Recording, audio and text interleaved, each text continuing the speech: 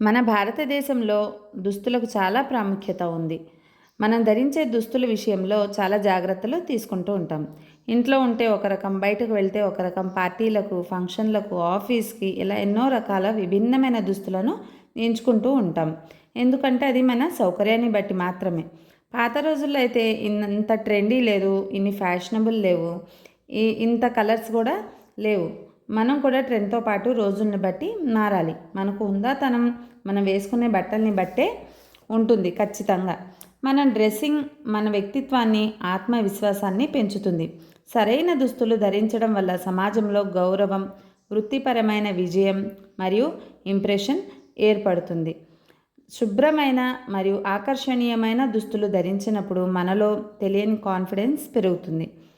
First impression ఏర్పడుతుంది ఎప్పుడంటే మన డ్రెస్సింగ్ని బట్టి మనల్ని అంచనా వేస్తారు ఎదుటివారు. ఆఫీస్ లేదా పని ప్రదేశంలో సరైన డ్రెస్సింగ్ మన బాధ్యతను, సీరియస్నెస్ను తెలియజేస్తుంది.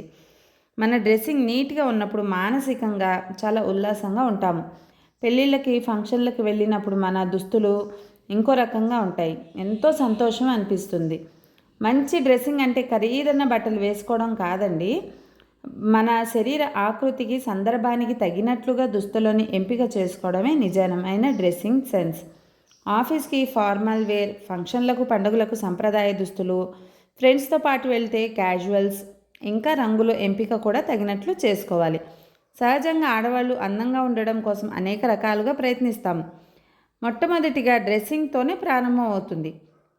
పెళ్ళికి వెళ్తే ఏ చీర కట్టుకోవాలి, ఆఫీస్కి వెళ్తే ఏ డ్రెస్ వేసుకోవాలి, బయటికి వెళ్తే ఎలా రెడీ అవ్వాలి అనేది డ్రెస్తోనే మొదలవుతుంది.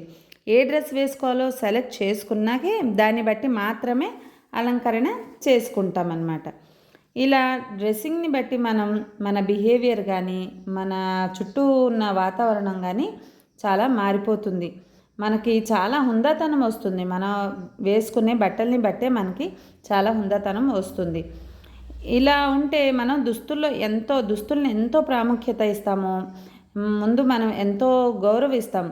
అలా కాకుండా ఈ మధ్య నేను చూశానండి, కళ్ళారా చూశాను. అంటే నేను ఎవరిని ఉద్దేశించి చెప్పట్లేదు, ఎవరిని కించపరచాలని చెప్పట్లేదు, ఎవరిని బాధ పెట్టాలని కాదు. కాకపోతే నేను చూశాను కాబట్టి ఒక చిన్న విషయం మీతో షేర్ చేసుకోవాలనిపించింది.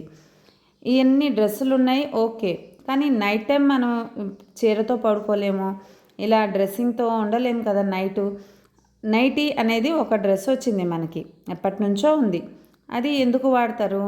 నైటీ సౌలభ్యంగా ఉంటుంది, ఫ్రీగా ఉంటుంది, నైట్ టైం అనేది మాత్రమే మనకి తెలుసు. నైటీ అనేది నైట్ టైం వేసుకుంటారు, అంతే కదా. ఈ మధ్య నేను చూసింది ఏంటంటే స్కూల్స్కి నైటీతోనే పిల్లల్ని తీసుకొస్తున్నారు, రోడ్ల మీద నైటీతోనే తిరుగుతున్నారు, షాప్స్కి వెళ్తున్నారు. ఇంకా చెప్పాలంటే బండ్ల మీద కూడా నైటీలతోనే తిరుగుతున్నారు.